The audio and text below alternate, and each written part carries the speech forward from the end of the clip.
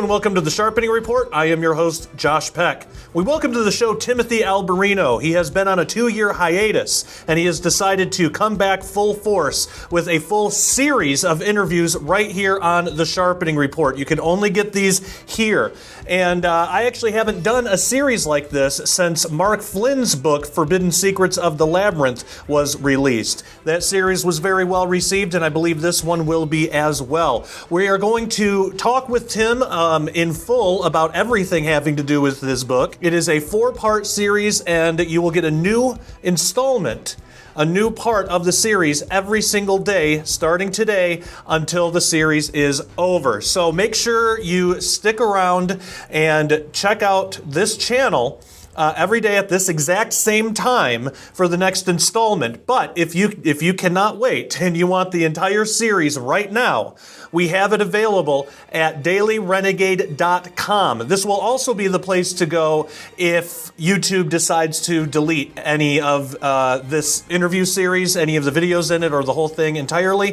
dailyrenegade.com will have the series in full. You can go there, you can become a member right now, and you can see the entire series. It is available. So head on over to dailyrenegade.com.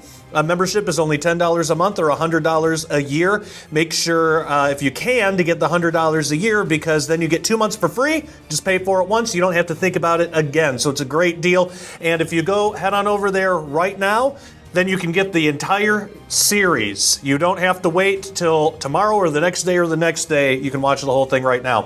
dailyrenegade.com. All right, so without further ado, let's start our conversation with Timothy Alberino. Here is part 1.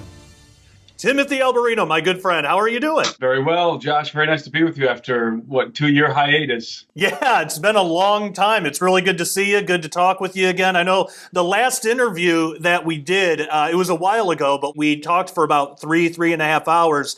And before YouTube deleted my channel in TSR history, I believe that was the most popular, well-received interview that I had. So it's unfortunate that YouTube deleted it, but we got a backup plan for this. We now have Daily Renegade, so if YouTube deletes this one too, it'll be backed up on the website. But yeah, it's good to talk with you again. Likewise. A lot of people have been wondering what has been going on. Where have you been the past 2 years? All over the place. I certainly haven't been idle. For the last couple of years, I've been working on two main projects. One, of course, was my book. I did a lot of research and some intensive writing for that book, and that's obviously finally finished. And also, I've been filming a television series, a new series. That's been a lot of work, and I was overseas for 6 months.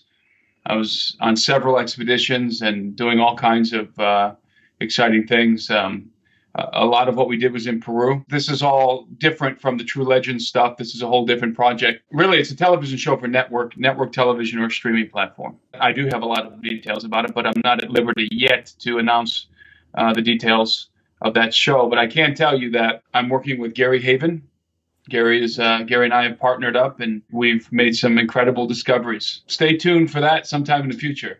That's amazing. Do you have any idea of like a release date or general time when people might expect it? No, there's a long story related to this project. I'll tell you in brief. It began as a treasure hunt, actually. It was a big group of us in Peru, and we had a crew of 20 people, more than 20 people, actually. Jamie Walden was in Peru with me and some other people that the audience might know. And we were originally shooting for a treasure hunting show, and we ended up pivoting because we ran into some precarious situations with the Peruvian mob, and we had to switch directions and film a different kind of show that we had not anticipated. And I literally had to rewrite this whole show and switch gears. And so we ended up doing something else.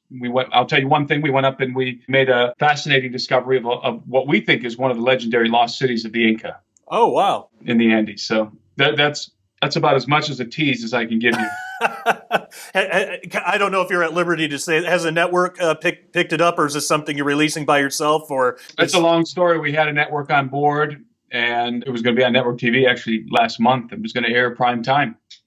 And that fell through under some very strange circumstances. So Gary and I have decided to take matters into our own hands, and we're now we're just going forward with the production of the show ourselves. That's what I've been working on I'm doing a lot of editing. I've directed it. I'm editing it, hosted it.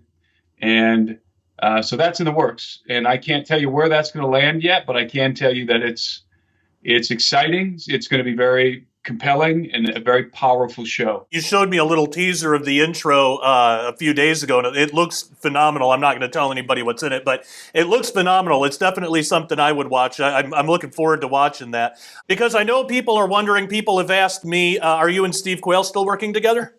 No, Steve and I decided to part ways about 2 years ago because we're both kind of just really engaged in our own projects now. Steve's got all kinds of cool stuff going on, and I've got cool stuff going on. So we just decided that it would probably be better for us to focus on our own projects. That was about 2 years ago. I know Steve's continuing with the True Legends conferences and all of that, and I encourage everybody to follow him, continue to support him and follow him. He's got great stuff. Good deal. Absolutely. Okay, so we are here to talk about your brand new book, and I know this has been a long process, and thank you for sending me an advanced copy of it. It is really, really good. It's truly amazing. And when I told you a little bit before the show, but as I was reading it, it really reminded me of Mark Flynn's book, Forbidden Secrets of the Labyrinth. Not in terms of content, but in terms of writing style, how one thing leads to another, leads to another, leads to another. And it really all builds on the foundation that you lay in the beginning of the book, which is why for the audience is going to be excited about this. Tim and I have decided to actually do a series of interviews on this book, just like we did years ago with Mark Flynn, because his book really called for it. Well, Tim's book really calls for it as well. So this is obviously part one. And so let's get into the book. I know this took you a long time to put together. I remember a time when you said you were beginning to reach a different conclusion than you thought that you were going to when you first began to write it. And I've certainly been there myself with pretty much every book I've ever written, I think. What has the writing process been like for you, especially with this being your first book? Well, let me say that, and I write this in the beginning of my book in a note from the author. This book actually began on the bank of a tributary to the River Masan, which is a tributary to the Napo, which is itself a tributary to the Amazon. And I can remember I was 18 or 19. I don't remember if I was 18. I think I was 18. Can't really remember if I was 18 or 19. I was somewhere in that age range, pacing on the side of this smaller river. Sada was the name of it, the River Sada. One morning I woke up and I began to contemplate the Garden of Eden. I began to contemplate Adam and Eve. Not a hard thing to do when you're in the middle of the Amazon. I really began to understand the gospel in a different way and understand what it means to be a human being, what it means to be Adam, essentially. And that's where this book began. That's literally where this began for me. And so that question, what does it mean to be a human being, has been percolating in my mind for years. And this book is the culmination of these different tracks of thought that I've been having at different stages of in my life, and they've all converged in this book. And I think that will become apparent to people if they read it. In the course of writing this book, I realized that in order to tell this story that I was unfolding to get to the end game, and revolving around the notion of the birthright, the last chapter of the book is called Jacob and Esau. And that was the end game for me. That was where I knew I wanted to get. I didn't realize that to get there, I was going to end up going all the way back to the beginning, all the way back to the creation of mankind, and indeed even further back into the remote past, the unknowable past, the pre-Adamic past. And it's when I went back to the beginning and I started working my way forward that those contemplations that I had in the jungle started surging back into my mind. I had not planned on writing the things that I began to contemplate, back when I was 18 years old in the Amazon, and it suddenly just started coming out of me. And so that was surprising to me. And I spent the first 4 or 5 chapters, probably 4 chapters, writing about the beginning of mankind and what happened in the Garden of Eden, what Eden may represent. I have a very unique take on what Eden represents. And so all of this stuff just started coming out of me. So the book, to answer your question, the book ended up being a lot broader in scope than I had originally intended. I found the same thing when I was reading it, that around like right after the chapter 4 mark, like that first section really lays the foundation of the book. And that's why I wanted to focus on specifically that part for this interview. Of course, we can go into other areas, it doesn't matter. But to lay that foundation down is really important with how the rest of the book is written, because you start off talking about something that I think it's almost cliche to say, but nobody believes it. You know, man is not the center of the universe. You know, it's cliche to say that, but nobody believes it. Nobody lives like that. Nobody actually recognizes how true that is and sits down and thinks about it. And you start off the book like this, and it's amazing. I actually had some new thoughts of my own because of this. From our human perspective, what role do you see man playing? And in the eternal perspective of God, our creator, what role does man have? Are these two roles different?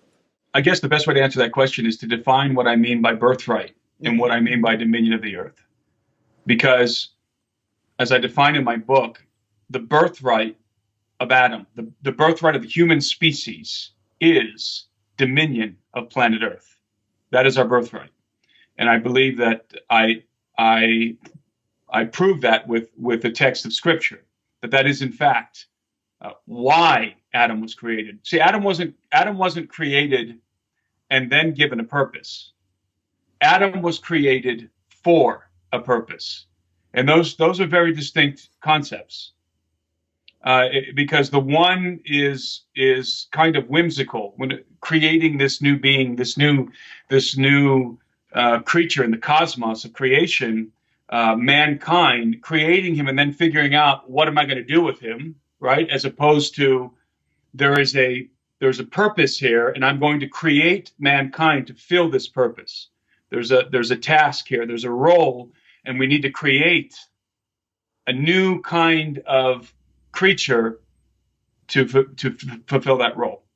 And I believe that is the depiction of the creation of Adam, the biblical perspective of how Adam was created. He was created for a purpose, not created and then given a purpose. And that's very, very important. And his purpose, in a nutshell, well, I would say there's two primary aspects to our purpose. You know, when I say Adam is us. And Adam has two primary purposes, had two primary purposes. The first he lost, and the second remains.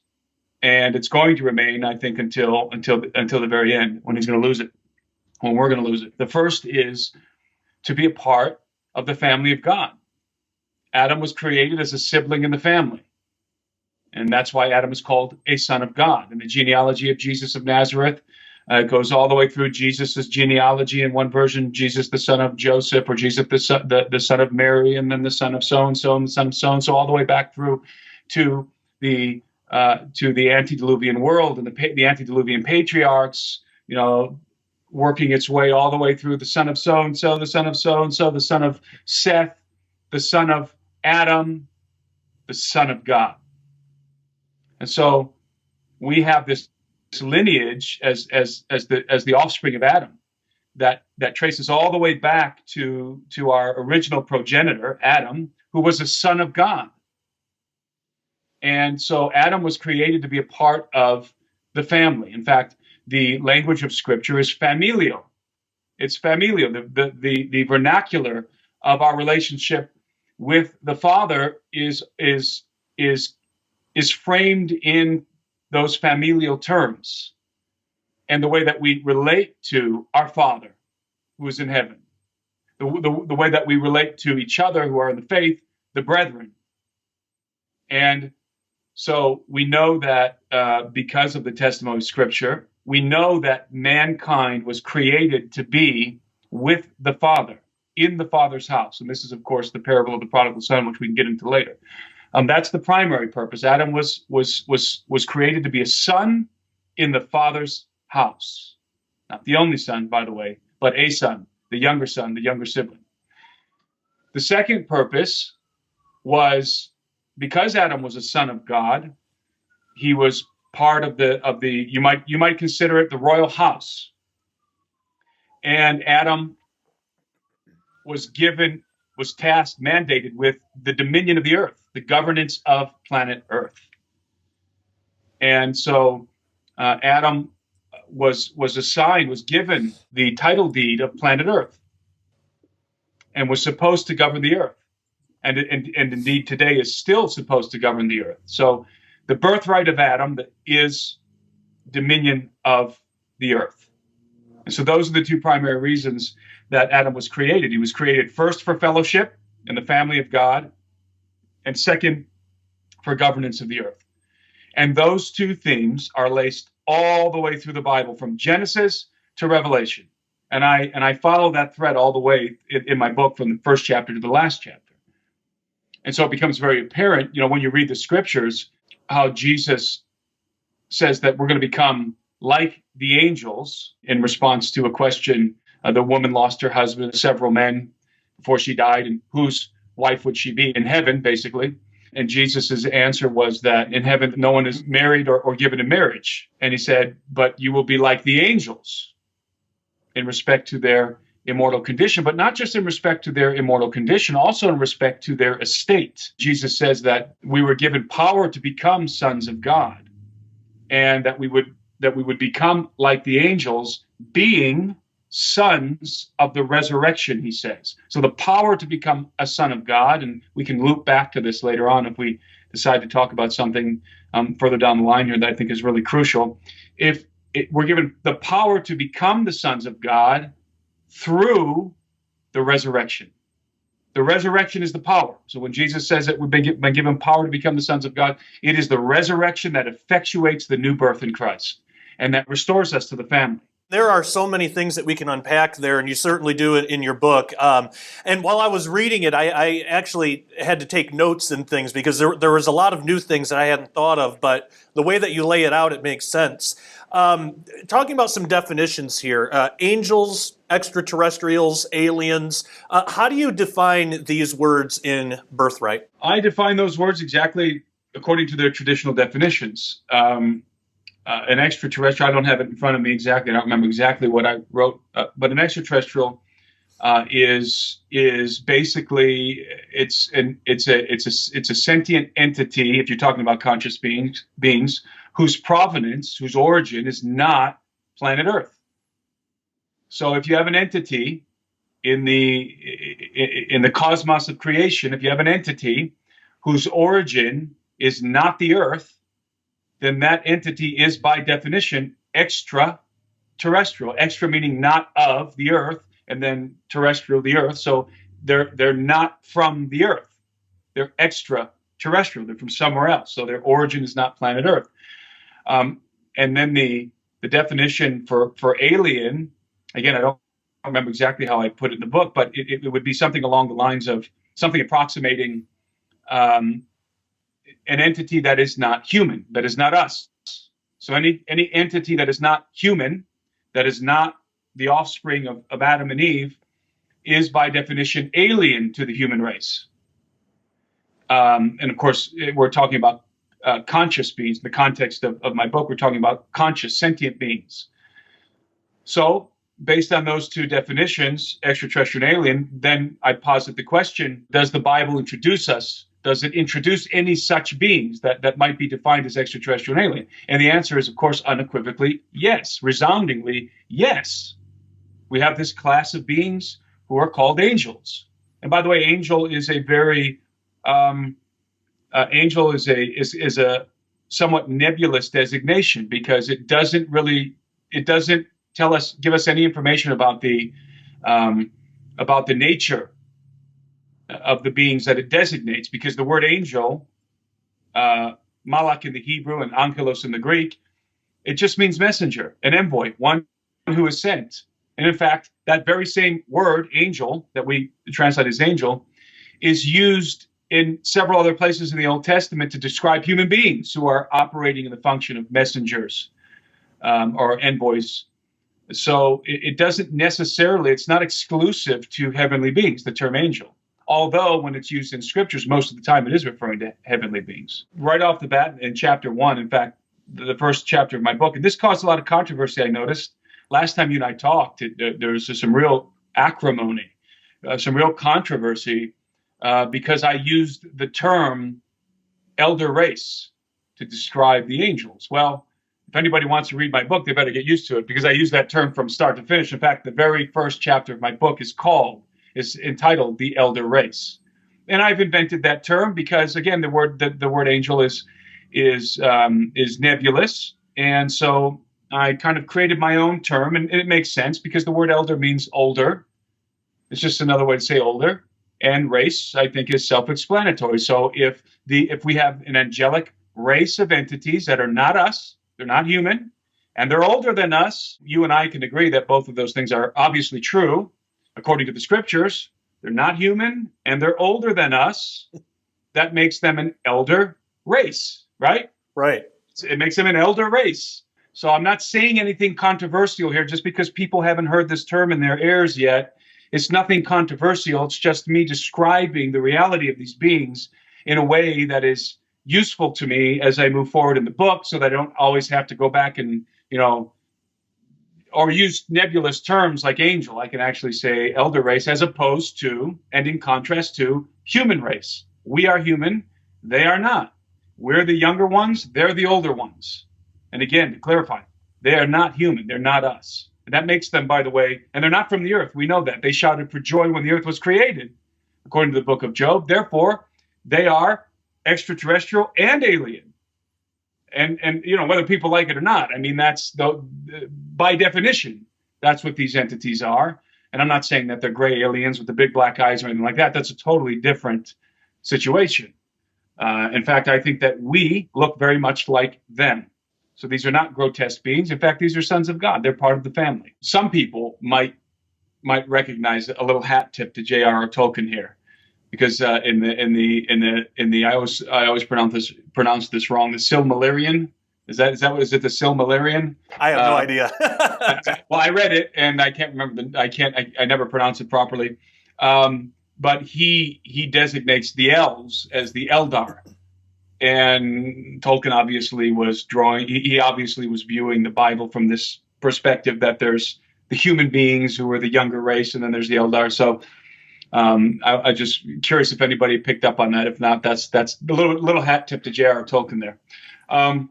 Well, you explain it in a footnote, too, so even if they didn't catch it, you have it right there in the footnote. Oh, and by the way, thank you for putting your footnotes right on the page instead of endnotes in the back of the book, so I don't have to flip around. That is one of my biggest pet peeves when I read a book, is I hate having to stop and flip to the back of the book. It completely breaks up your flow of reading, so I determined I'm going to put the footnotes right at the bottom if I ever.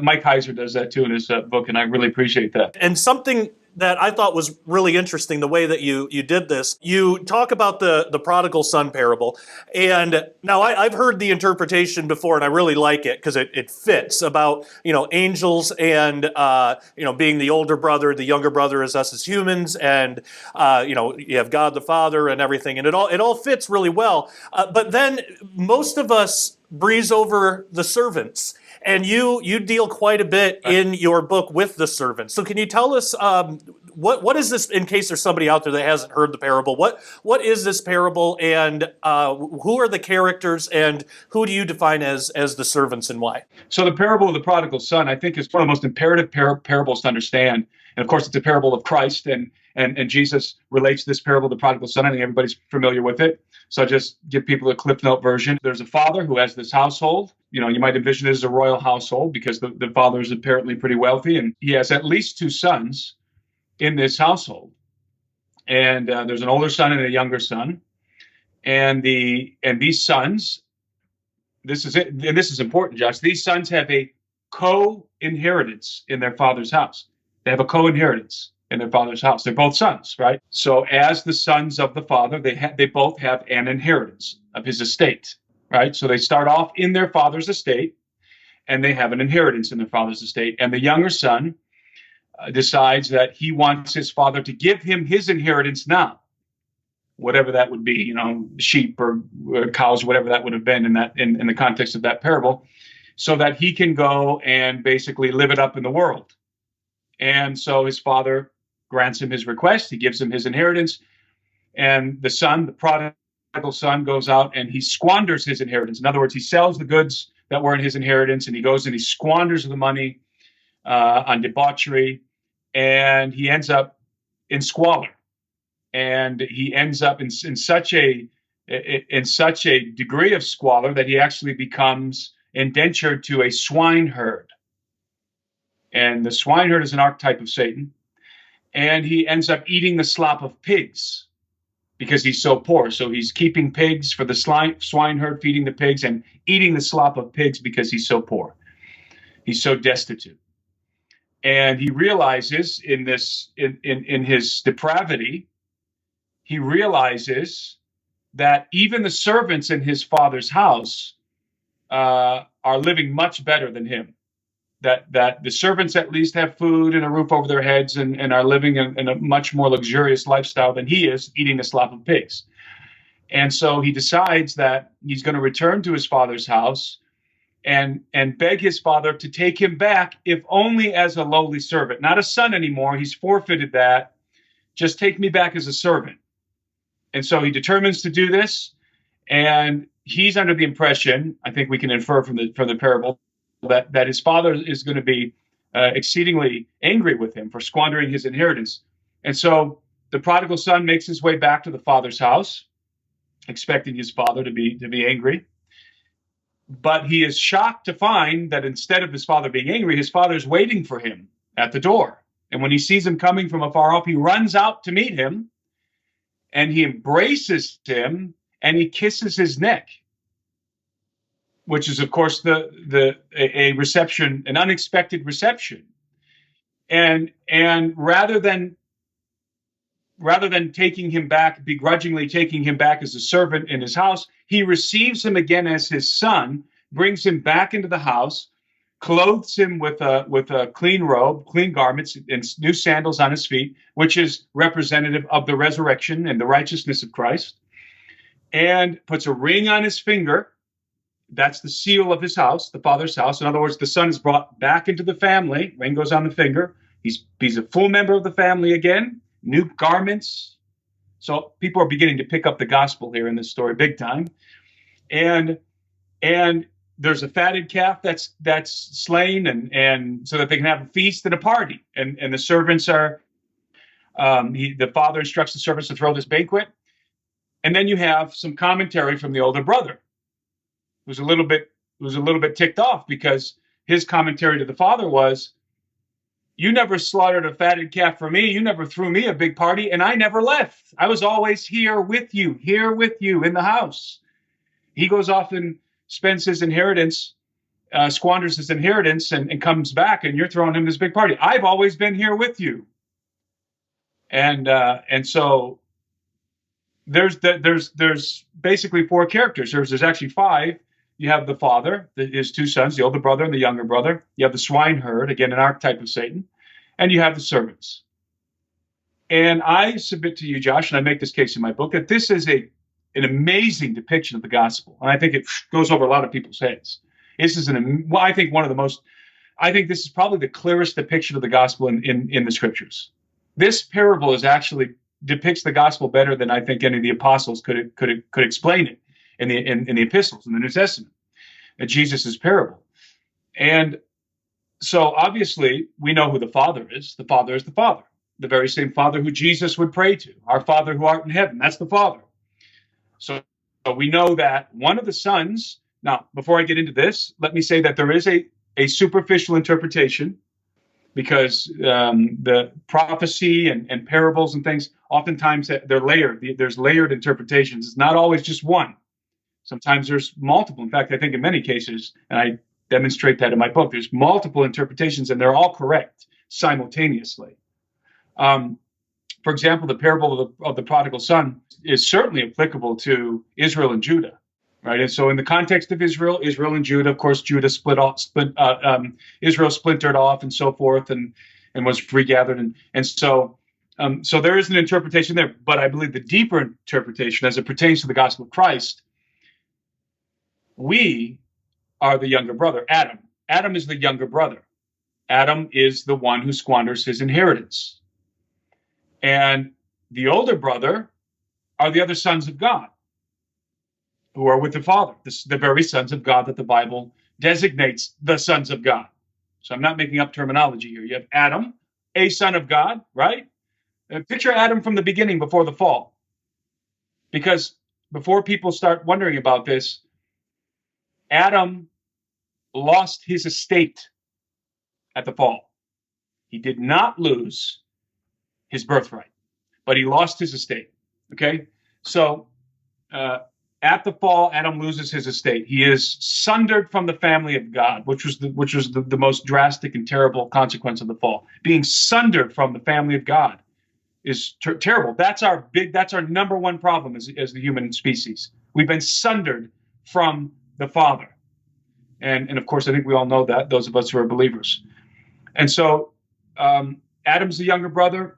The other sons of God are the older brother.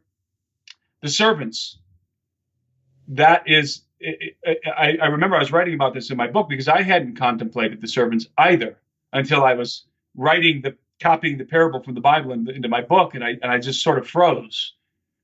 And I thought, okay, I know who the sons are. That's evident. Adam was a son of God, and then there's these other sons of God. We know who the father is. The swineherd is apparently I think very clearly an archetype of Satan. So who are the servants? Obviously, there's a whole cosmology here that we don't understand. The universe is comprised of more than God, angels, and humans, and demons. Those are basically the four categories that most Christians contemplate. There's God, there's angels, there's demons, and there's humans. And I'm here to tell you that is woefully underestimating the grandeur, the immensity, the complexity of God's creation. And so I think there's a myriad, and we've talked about this, I think, probably half a dozen times. There's a myriad of things out there that we have no idea about, obviously. So the servants, I think, represent sentient entities that they're not the devil, and they're not enemies of God. They're in the kingdom of heaven, but they're not the sons of God. They're not part of the family. So I had to contemplate this idea that are there sentient entities in the cosmos who are not part of the family, but nevertheless are sentient, conscious beings. And so then you have to ask, well, who is part of the family? The Bible tells us the sons of God. Why else would we find these familial terms in the Bible, unless we were intended to understand them the way that we understand our families? See, how do you understand the Father? How can we understand the hierarchy of the kingdom? Well, we can understand it because every single one of us is part of a family. Every one of us. Most of us have siblings. All of us have a mother and a father. Not all of us know our mother and father, but all of us have a mother and father. We're either sons or daughters. And then most of us end up becoming mothers and fathers ourselves. We know what a family is. We understand the language of the family. And the language of the family is not derived principally from us, from human beings. It preexists us. We were brought into the family, and then we were allowed in a remarkable show of affection and favor by the Maker, by the Father. We were privileged with the ability to then procreate our own families as an image, as a likeness, as a shadow of something else, of the family of God. And we all know that there's a family of God. What Christian would deny that there's a family of God? No Christian would deny that there's a family. Not any Christian that reads the Bible, that's for sure. And so we have to contemplate our story within the context of a family. I like to think of it as a royal family, a royal household. And so who are the servants? I guess I just took a very long time to say I don't know. Well, no, I mean, you really need all that groundwork anyway to even begin to start to think about the question, because it does open up this whole broader topic, which we definitely will get to, because obviously it plays a large part in the book. But before we get to there, let's focus on the older brother. because you focus on this in the first part of your book. Before we get to the extraterrestrials, let's talk about some of the extra dimensionals. So one of my favorite chapters, and believe it or not, for the audience, we have just now got through chapter 1, and we have barely scratched the surface. But one of my favorite chapters was chapter 2, Shadows of Reality. And of course, this was one of my favorites because it deals with higher dimensions, quantum physics stuff, my wheelhouse stuff that I'm really interested in, extra dimensional entities. What did you learn about this strange environment called hyperspace, and how does it relate to extra realities, angels, the types of things that we're talking about? At the beginning of that chapter, I start off with something that you and I have discussed before with Plato's allegory of the cave, which is a perfect allegory. It's perfectly applicable to what we're talking about because, and we've talked about this before, but it's useful for people to reimagine this scenario. And again, I'm going to nutshell this. So this is a very abridged version of Plato's allegory of the cave. It's in my book, and in his allegory, there's these individuals who from the time they're in this peculiar situation, these individuals in Plato's in this little universe that Plato creates in his mind, these individuals have a very bizarre condition. They've been living in a cave since they were infants. In fact, they're not living in a cave, they're chained up in this cave. And so their entire life, all they've been able to see is one facet of the cave, the wall that's in front of them. They have no idea what's outside of the cave because the mouth of the cave is behind them. And so all they see is the wall of the cave in front of them. And so their comprehension of the exterior world, in fact, of reality itself, is derived solely from what they see, the shadows that they see on the wall, because Plato sets up a scenario in which behind them, there's a fire, and behind that fire, behind them there's activity happening, and then there's a fire, and so that fire is casting the shadows on the wall. And so everything that's happening outside of the cave, they view it in shadow on the wall, in silhouette. So they view the world, they're constrained, they have this peculiar condition that they are condemned to see the world in shadows. So this is a really good allegory for the offspring of Adam and the fall. Because of sin, we also are condemned, because of the fall, we also are condemned to see the world in shadows. And so we have a problem which Paul defines. Paul talks about us seeing as if through a glass dimly, or we're looking into a dim mirror, something to that effect. The King James, I think, has it, we see as through a glass dimly. And that is, and of course, back in the ancient times, even if Paul's talking about a mirror, he's not talking about the kind of mirror that we're used to. They didn't have mirrors, glass mirrors. They had obsidian mirrors. And so when you looked into it's a black obsidian stone. And so when you look at a black obsidian stone, if you were holding up a mirror of obsidian stone mirror, or polished bronze or something like that, so whether it's stone or bronze or some kind of a polished metal, whatever they would have had in the Bronze Age or in the time of Paul,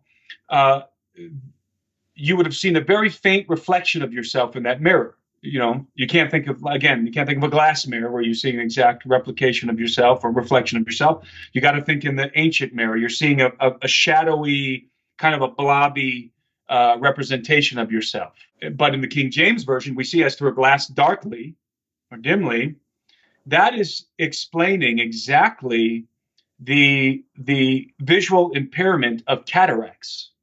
That's exactly what cataracts is. Cataracts, you get a film over your eye, and you're forced to see through that film. So everything you're looking at is kind of, there's a haze over everything. You're seeing through a dirty glass, basically. Almost like scales on your eyes. Scales on your eyes, exactly. So Paul is describing what you might think of as a what I call in my book a perceptual cataracts that we have because of the fall. In fact, Paul later goes on to explain what the remedy is, that this perceptual cataracts that we have, he calls the imperfect, and that we're going to see this way until we put on the perfect. And that happens at the resurrection.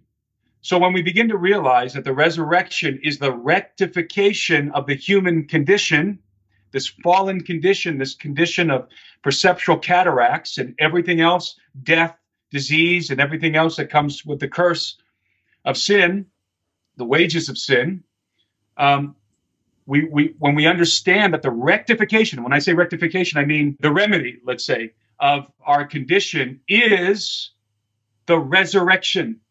Because when we're resurrected in Christ, we're reset to the blueprint of Adam.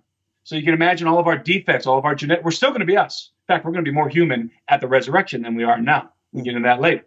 So at the resurrection, all of our defects, and I'm getting into the hyperdimensional stuff here by starting from this point. At the resurrection, all of our defects, all of our impairments, including our perceptual cataracts, are going to be removed. You can picture it as you might picture it as, for those familiar with Star Trek, when they use when they beam people in the transport. Everybody knows what I'm talking about. In a lot of those episodes, they use the transporter to filter out some kind of a disease or something and reset the person back to an earlier copy of themselves. Mm-hmm. That's a little for the Trekkies out there, that might help them understand that. And that's what happens to us at the resurrection. So all the imperfections, all of everything that is a result of the fall is filtered out at the resurrection, and we're remade. We're still us. We're remade, but without our imperfections, without the human condition, which is degeneration, corruption, and degeneration, and ultimately death. So all of that is filtered out at the resurrection, and we are going to be perfectly human, without any defects. We're going to be Adam again. We're going to be unblemished human beings with the full potential and the full abilities that we were supposed to have from the beginning. And so when we understand that, we realize that Adam was created as a perfect person, perfect human being. He didn't even know sin in the beginning. He was sinless. And there was no death. He was immortal, living in the presence of God in Eden. And it wasn't until the fall that he began to degenerate. As soon as he transgressed, he began to degenerate because he was divorced from the family of God. He was expelled from the family, and where the tree of life is, where that sustenance, that life-giving sustenance is, and he is expelled from the house of God, like the prodigal son. Although the prodigal son, does it of his own accord. And Adam begins to degenerate. He begins to find himself in a state of destitution, squalor, and depravity. That's us. And so part of that destitution, squalor, and depravity, because we're divorced from the family and we're now reaping the wages of sin, and you and I are now copies of copies of copies of copies of copies from Adam with all kinds of genetic defects. We have all kinds of problems, both physical and spiritual. Okay? And so one of the problems that I believe we have as the human species, fallen, is perceptual cataracts. And what I mean by that, and I'm not just talking about obviously our physical eyes, although our physical eyes are probably a lot less effective than they used to be thousands of years ago. I'm talking about our ability, again, coming a long way around to answer your question, our ability to perceive the dimensional totality of created order is incredibly hampered by this degenerate copy of Adam that I'm wearing. So I believe that Adam, in his original state before the fall, was able to perceive and indeed traffic in the dimensional totality of created order, which means that he could freely converse with his older brothers, that he could freely interact in the household of God with the brothers and the servants. He was created for fellowship. And so Adam was equipped as a human being with, I believe, all kinds of remarkable abilities. Maybe some abilities that we attribute today to our comic book superheroes. I'm not saying that he was flying around in a cape and he had lasers coming out of his eyes. But certainly, if you were to cut Adam's hand and you were to cut my hand with a knife, Adam's hand would probably regenerate very quickly. Mine would take weeks. His probably would regenerate even after the fall. Okay, that's what I'm talking about. The machinery of our biology would have been performing at peak level or near peak level in the antediluvian age. Okay, and now it's all clunked down, and it's all it's degraded, and you might envision the gears that are all rusted and just the whole mechanism is clunky and old. That's us. Okay, so I wanted to lay all that before we talk about this idea of hyperspace and a hyperspatial universe, in which, and by the way, hyperspace is simply a dimension of the world that we cannot see, we can't perceive. It's not a separate universe. I think a lot of people confuse this, that an additional dimension to the fabric of our reality is not I'm trying to think of the technical terminology for it. It's not a separate world. It's not an alternate universe. Right. A square and a cube exist in the same universe, but they're of different dimensions. Right. Exactly. That's it. You said it much more eloquently. Exactly. And so that's what we're talking about when we talk about hyperspaces. So we're talking about spaces that extra dimensional spaces. It's not like going through a wardrobe and entering the land of Narnia. That's different. That's an alternate universe. Yeah. It's more like, and I use this as an example in the book, it's more like an extra spatial environment in which your soul resides, for example. So it's an environment that we're already inhabiting. I make this case in my book. But one that we cannot perceive because of our cataracts, our perceptual cataracts, because of the fall. We can't perceive it, even though we're inhabiting it. And that is a distinct concept from this idea of multi-dimensions or alternative universes. Those are other ideas. And so I believe that there are hyperdimensions, that there are extraspatial environments enveloped in that are naturally a part of nature. And the problem isn't that we can't access them so much. The problem is more that we can't perceive them. That's the problem. Because our consciousness, our souls reside somewhere. And I don't think it's in our gray brain matter. And I don't think it's in our spleen or any of our organs or our intestines or something like that. I think the soul, the consciousness resides in an extra spatial compartment, a seat for the soul that is part and parcel with human biology, an appendage, if you will, a hyperdimensional appendage that is part of our biology, that is created as the seat to house our soul. And it is into that compartment that I believe that demonic entities intrude. Yeah, and that's something that's come up in my work as well, especially when I was writing the book Afterlife, because this notion of the soul and the spirit came up, and I'm curious what you think about this. Well, actually, I kind of already know because you wrote about it. But do we as human beings actually have an extra dimensional quality to us? Then are we actually cubes thinking that we're just squares? Yes, I believe so. I believe so. I think that's a great way to put it, actually, Josh. That's a really great way to simplify that concept. That's a brilliant way to think about it. Absolutely. And I think it's part of our problem. It's part of our perceptual cataracts. Right. Remember that after the resurrection, we're going to see Christ as he is and be seen by him. Right? So all of this is going to be rectified at the resurrection. Our eyes imagine that moment for us who believe in Christ, who continue in our faith until the end, and who are a part of the resurrection. We're resurrected to new life. Again, we're not resurrected to become some other kind of creature. We're not resurrected to be, ethereal beings. We know exactly what we're going to be at the resurrection. How do we know?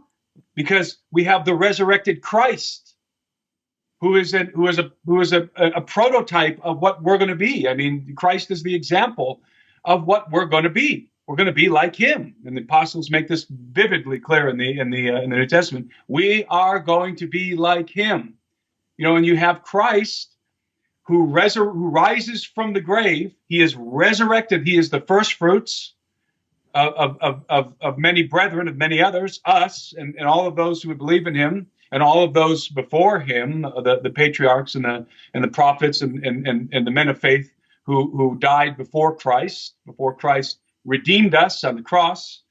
And so Christ appears to his apostles who were gathered together in a home, in a house. He appears to them out of nowhere. Boom, he just appeared like he walks through the wall, right? So here's Christ. Again, this is going to be us at the resurrection. That's how we have to look at it. After the resurrection, Christ walks through the wall or appears in their midst, and they're freaked out because, they think he's a ghost. What does he say to them immediately? Touch me. Touch me. See that I have flesh and bone. Jesus wasn't a phantasm. He wasn't a specter. You know what he was? He was a human being. He had flesh and bone, and they touched him. He had flesh and bone. And then to further validate his corporal reality, that he's got a physical human body, he says to them, this is intriguing to me, do you have something to eat? And he didn't say that because he was hungry. He said it because he was going to further prove to them that he was like them. He was a human being. They gave him some bread and some fish, and it says in the scriptures that he ate it in front of them. He ate it in their midst. So they're watching. Here, Jesus walks through the wall, post-resurrection, walks through the wall. They're freaking out. They think he's a ghost. Then they touch him, and they can even see the marks in his hands, where the nails were, or in his wrists, wherever it was. And they can see the markings of the crucifixion. So apparently Jesus has scars. And then he sits down and eats bread and fish in front of them, chews on it, eats it, swallows it right in front of them for the express purpose to demonstrate to them that he is the second Adam.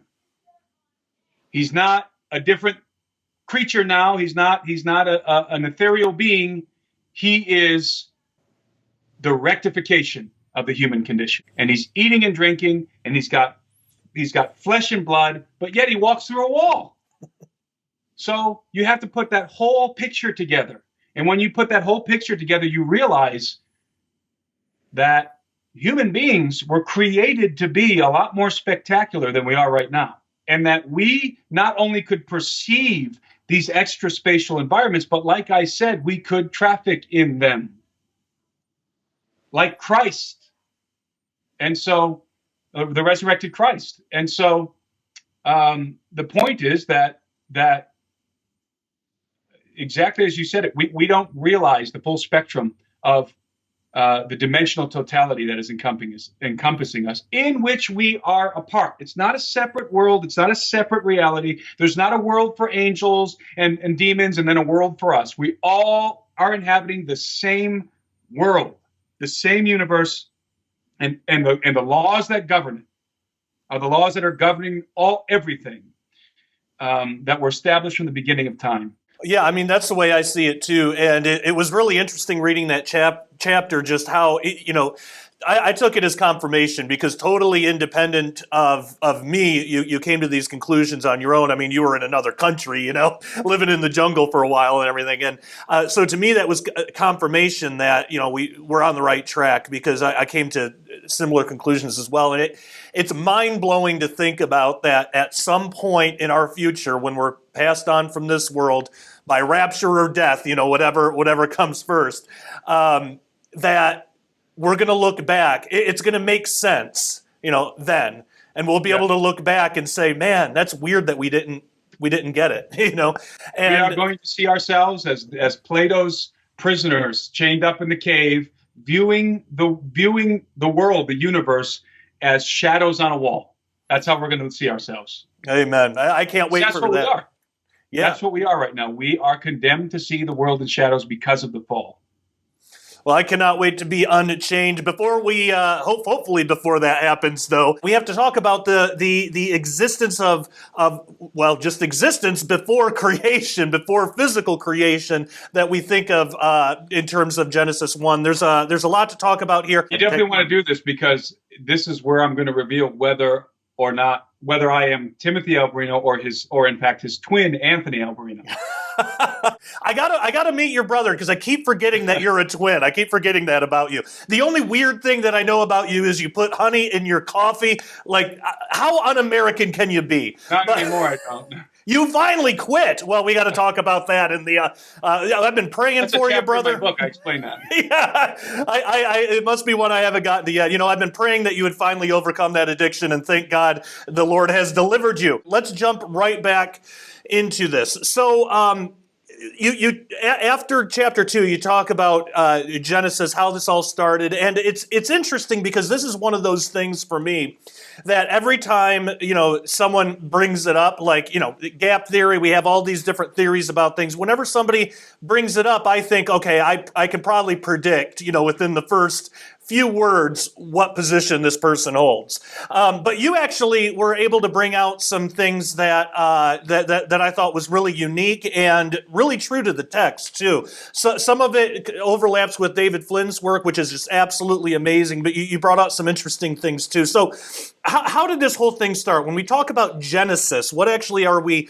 talking about? God made a perfect creation, then an enemy developed and rebelled against God, and this might be evidenced by the existence of an asteroid belt somehow. How do all these things connect, and what lines do we get from the first couple of verses of Genesis? What things can we actually find in there? I come from the perspective that man was not created with the universe. He was created into the universe, not with it. Into the world, not with it.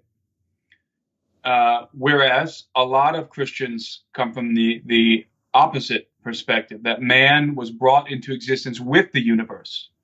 And so man's origin, his existence, was a part of that original creation. And that is born, I believe, and I explain this in the book, but that is born of, I believe, of what is called the anthropocentric perspective. And the anthropocentric perspective, anthropocentric meaning man-centered, the human-centered perspective of the universe, it places man at the center of all things, like the hub in the wheel. And so a lot of Christians read the scriptures through an anthropocentric perspective. And so they cannot imagine a scenario in which man is not at the center of what's happening. And so born from that perspective, I believe, is the notion that man was created with the earth. But I don't hold to an anthropocentric perspective, and I don't believe that an anthropocentric perspective is biblical.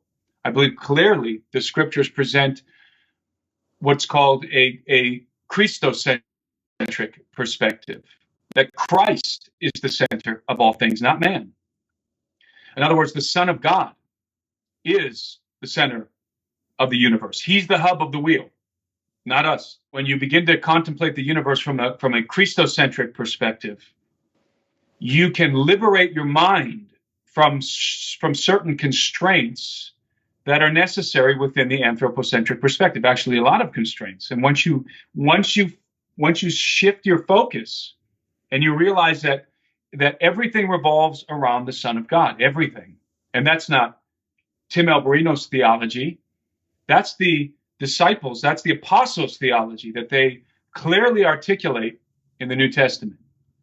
They say, several apostles make it explicitly clear that Christ is the center of all things, that the universe was created, all things, seen and unseen, visible and invisible, were created by him and through him and for him. And in him all things consist. Jesus, talking about Jesus, the Son of God. So there's your Christocentric perspective right there. Everything was created by him and through him. And these are all different dynamics, by the way. By him, through him, and for him. The universe wasn't created for us. The earth wasn't created for us. We weren't even created for us. Everything was created for him. That is the correct biblical perspective. Man is not the center of the universe. We are not the first, and we are not the best and the brightest in terms of our biological composition, let's say. I believe that mankind showed up not at the beginning of the timeline, but somewhere along the timeline of all history, known and unknown. And I believe that the beginning of that timeline is way before the sixth day creation of mankind. And I think that this is clear in the Bible. I mean, if the sons of God shouted for joy when the earth was created, then obviously they existed before us. Why in the world would we think that they only existed, moments before us? So the sons of God were created, and then suddenly they start shouting for joy when they see the earth get created? That's nonsensical. It's nonsensical. I think what we have here are the contours of a very, very deep and unknown, unsung history, unsung past. We know nothing about it. The Bible, I believe, hints to it. And I don't believe that there is a pre-Adamic controversy. I think that a pre-Adamic reality is assumed, is presumed in the narrative in the biblical narrative.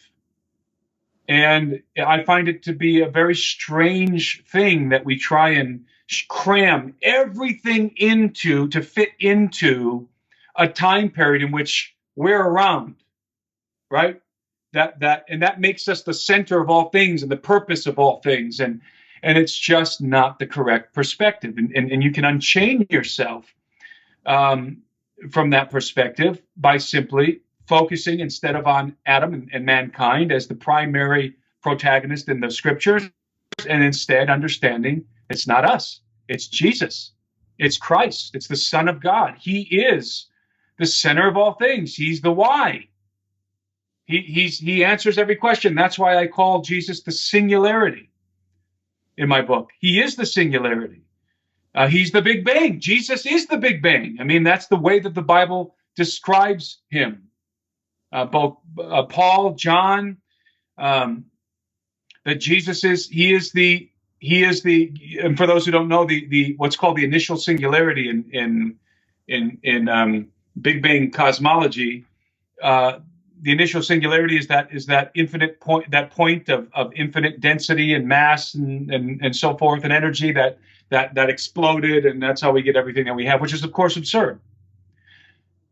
The details of the particulars of that theory are absurd. The concept is actually biblical because there is a singularity. There is a singular point from which all things are created and indeed in which all things consist. And that is the Son of God. He is the singularity. He is the Big Bang. And so that's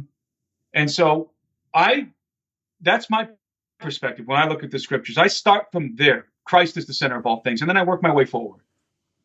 And when you begin, again, to contemplate this idea of the family, there's a Son of God, and then there's the sons of God, and that there's the older sons of God, and then there's the younger sons of God. Well, the fact that there's an older brother, how come, if Jesus didn't want to convey this idea of an older brother, he could have said there were twin brothers, or not even say that one was older and one was younger. They're just brothers. But in reality, there is an older brother. And that infers the passage of time. These are just logical deductions. And people get all up in arms, and I don't understand why. If you got a different opinion about the so-called gap theory, so what? For me, you anchor yourself on the gospel of Christ. That's the anchor. You don't squabble about the pre-Adamic age or flat Earth or some other issue that is not central to the gospel. Neither of those things are central to the gospel, by the way. The gospel doesn't stand or fall on the age of the earth, and it doesn't stand or fall on the shape of the earth. Right. That's not the crux of the gospel. The crux of the gospel is the redemption, the reconciliation, and the restoration of Adam. That's the crux of the gospel, in Christ. And to make it anything else is a bastardization of the gospel. So from my perspective, it's very clear. It's abundantly evident to me that there's a whole lot of time behind Adam. And why shouldn't there be? Why shouldn't there be? And so, and I think that there was in fact a massive conflict in the cosmos and in the solar system. In fact, in this solar system, there's a massive conflict, and the Bible hints at this conflict. And you alluded to an asteroid belt. And David Flynn is the one who really got me thinking about this. And David was his book is really what kind of pulled a lot of this stuff together for me. The Secret Chronicles of Mars, Sidonia, and I believe that there was a planet between Mars and Jupiter, which is now the asteroid belt, and the Bible designates this planet, I believe, as Rahab. And I don't just say that in passing. I think I demonstrate that, and at least I think I present a very strong case that is in fact what it's talking about, and it's building on the case that Flynn and others had laid before me. I just sort of expound on some of that, and so I do believe that there was a massive conflict. That this conflict, there was a, and when I say conflict, I'm talking about kinetic war. There was a kinetic war in the universe, and it was a war between the kingdom of heaven and the insurgency.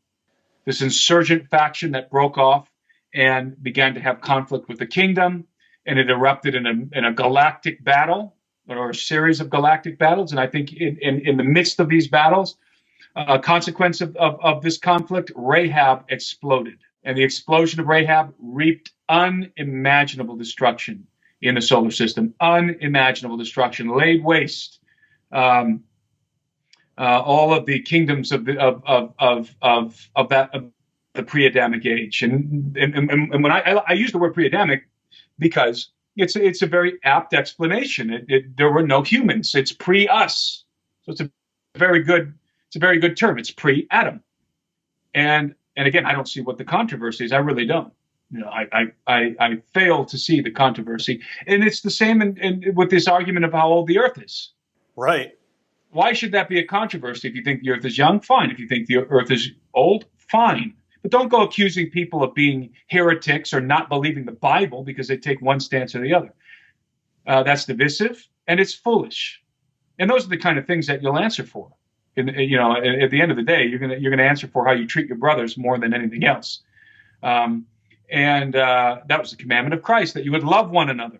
Now, that doesn't mean that you can't disagree. You can disagree, but you disagree in an appropriate way, not accusing each other of treason, right?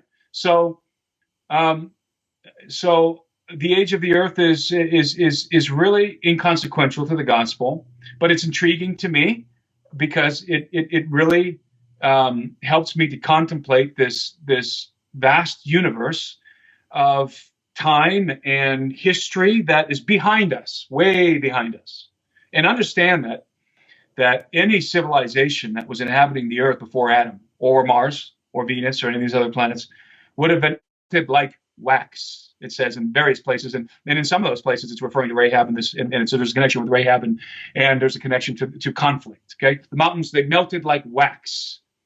And that to melt rock like wax, that's extreme heat, and it's the kind of heat you might expect if a planet explodes, right? And there's this massive. We can't comprehend that big of an. I mean, in Star Wars, the Death Star blows up a planet, and it's not like that. It's way more devastating than anything we could even depict. We can't even comprehend the destruction that something like that would reap in the solar system. And it might have, all of the planets in our solar system, by the way, might have all been situated in the so-called Goldilocks zone. And then boom, when that planet exploded, woof, they were flung out, pushed apart. Maybe that's one possibility. There's many possibilities regarding the position of the planets. So, and just us talking about planets and the earth and so forth is going to get a lot of people ticked off, right? Because that's the way it is in 2020. Well, and it's interesting, too, because the placement of the planets and how some of them spin the opposite way. I mean, an explosion like that would help explain some of those strange things. Yeah. There is no pre-Adamic controversy as far as I'm concerned. Right. I think it's inferred. I think it's assumed in the narrative of Scripture. And by the way, in Scriptures regarding Rahab, he stills the raging sea, stilling and calming the raging sea over and over and over. That Yahweh, stills and calms the sea. And this is why people think that Yahweh was a god of storms or god of the sea, right? Because he's always stilling and calming the sea, right? I don't think that's what the Bible is telling us. That Yahweh is this, was depicted as a god of storms or whatever. I think that stilling and calming the sea, I think, is a clear metaphor for stilling and quelling insurrection. Right. And I think that's clear. When I say insurrection, I'm talking about rebellion. He stills the sea. He put down the rebellion. When its waves rise, you still them. You shattered Rahab. You pierced the dragon. You shattered Rahab like a clay vessel. And these are martial expressions. This is kinetic war. This isn't like spiritual war. Again, I kind of talk about that in the book too, because it kind of irritates me. People talk about spiritual war like it's something else. No. Kinetic war.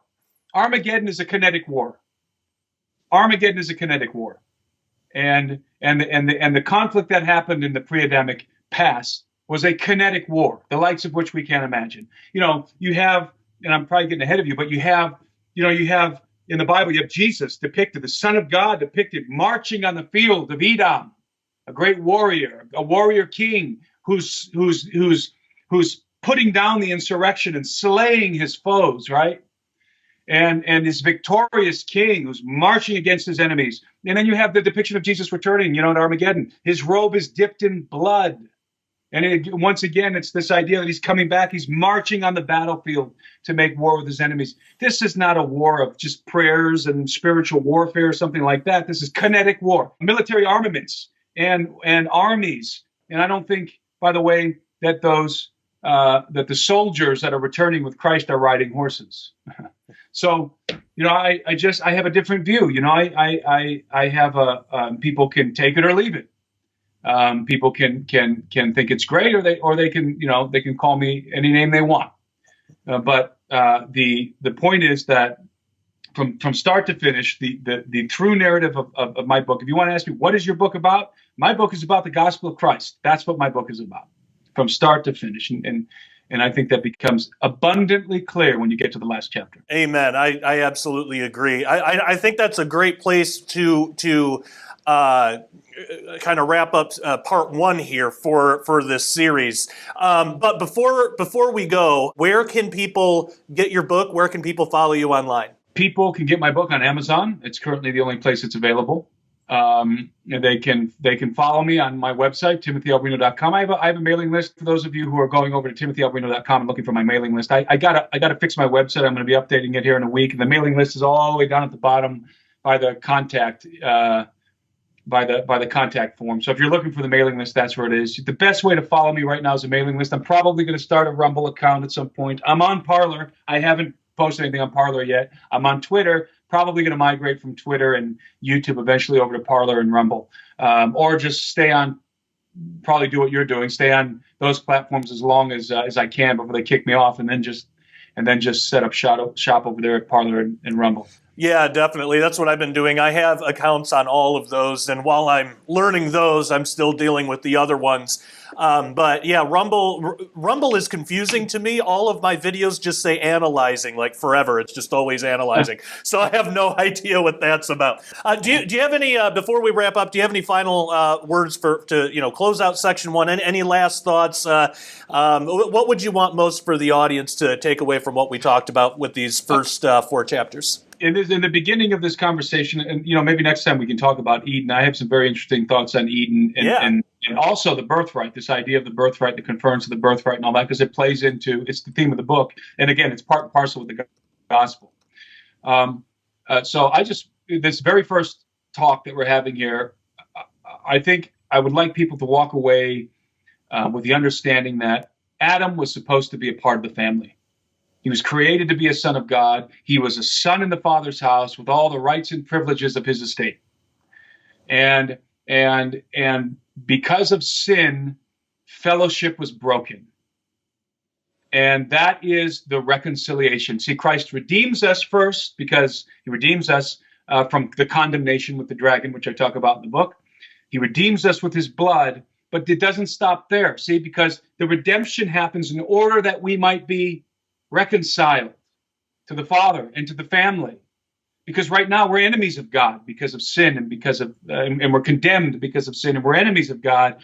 But through the cross, through the redemption, we're purchased back for God so that we can be reconciled back to him, brought back into the family. It's Christ who leads us home, by the way. And by the way, I'll end with this. Remember, we talked about the prodigal son.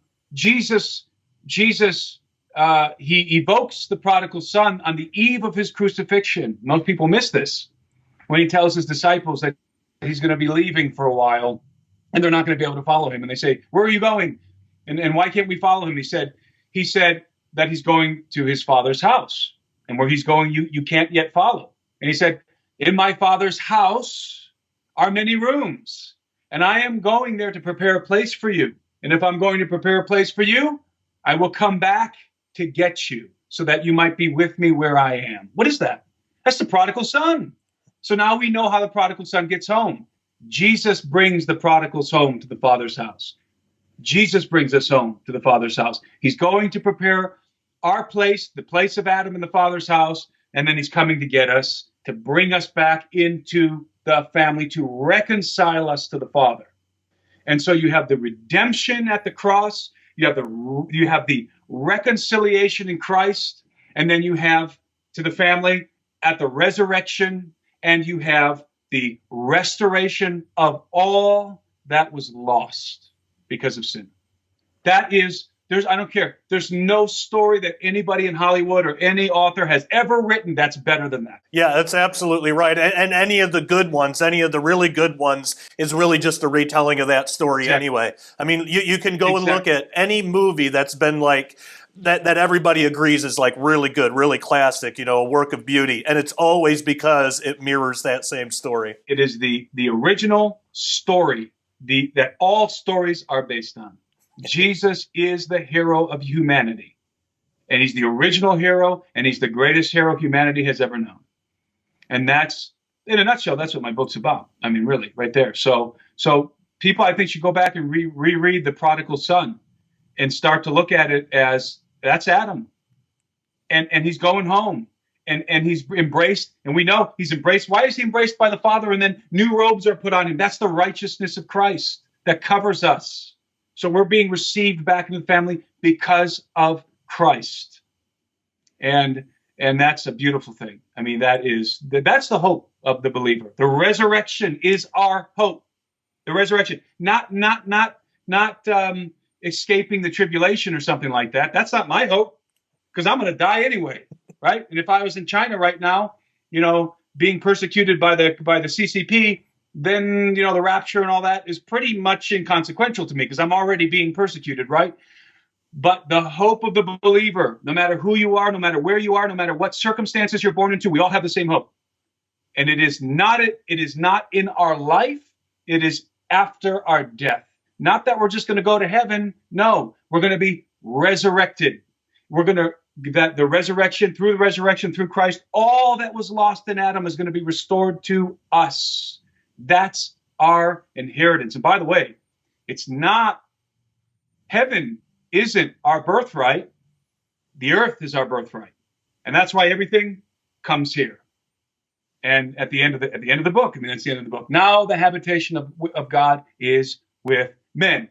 End of the story. Amen. I certainly can't wait for that day. It's going to be amazing, and look forward to seeing you there. Thank you so much for being on the show, Tim. It's been far too long, but I totally understand why, and I'm glad that you put as much work as you did into this book. I really do think that it's groundbreaking. I think that this is going to be one of the classics, kind of our age. So thank you for putting the book together. Thank you for agreeing to do this series, and thank you for being on this first part of the interview. My pleasure. Thanks for having me. Absolutely, anytime. And thank you so much, everybody, for watching. And until next time, love you all. Take care. God bless.